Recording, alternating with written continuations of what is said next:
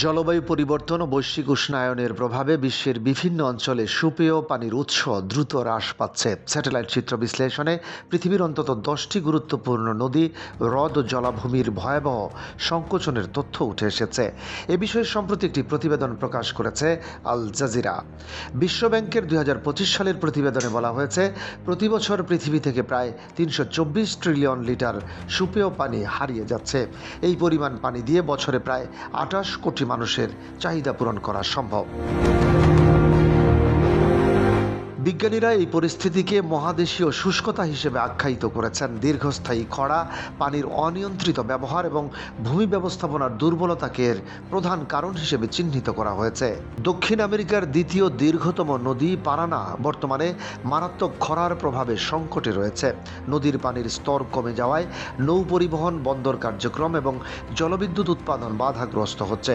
বলিভিয়ার দ্বিতীয় বৃহত্তম হ্রদ লেক পোপো প্রায় বিলীন হয়ে গেছে, যার ফলে স্থানীয় মৎস্য সম্পদ ও উরু আদিবাসীদের জীবিকা ব্যাপক ক্ষতির মুখে পড়েছে। বতসোয়ানার লেক এনগামি একসময় প্রায় সম্পূর্ণ শুকিয়ে গেলেও পরে আংশিকভাবে পুনরুদ্ধার হয়েছে। চিলির রাজধানী সান্তিয়াগোর কাছে অবস্থিত লাগুনা দে আকুলেও দীর্ঘ খরা ও পানির সংকটের কারণে সম্পূর্ণ বিলীন হয়ে গেছে। অন্যদিকে ইরানের উত্তর পশ্চিমাঞ্চলের লেক উর্মিয়া, যা একসময় মধ্যপ্রাচ্যের বৃহত্তম লবণাক্ত হ্রদ ছিল, এখন তার আগের আয়তনের সামান্য অংশে সীমাবদ্ধ।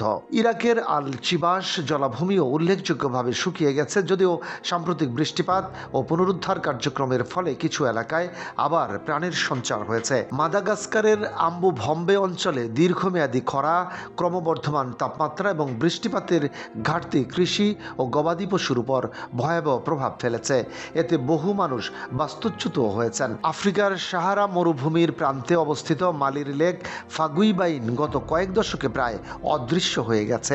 একইভাবে যুক্তরাষ্ট্রের বৃহত্তম কৃত্রিম জলাধার লেক মিডে পানির স্তর বিপজ্জনকভাবে নেমে এসেছে।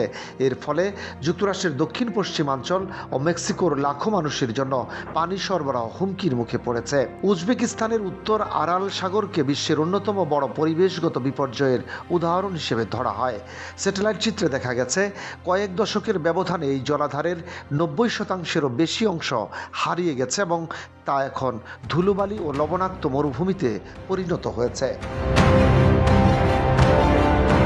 বিশেষজ্ঞদের মতে, জলবায়ু পরিবর্তনের গতি যদি বর্তমান ধারায় অব্যাহত থাকে এবং পানি সম্পদ ব্যবস্থাপনায় টেকসই পদক্ষেপ না নেওয়া হয়, তাহলে ভবিষ্যতে বিশ্বের বহু অঞ্চল আরও গভীর পানি সংকটের মুখোমুখি হবে। স্যাটেলাইটে ধরা পড়া এসব চিত্র সেই আশঙ্কাকেই আরও স্পষ্ট করে তুলেছে। ডেস্ক রিপোর্ট, বাংলাবাজার পত্রিকা।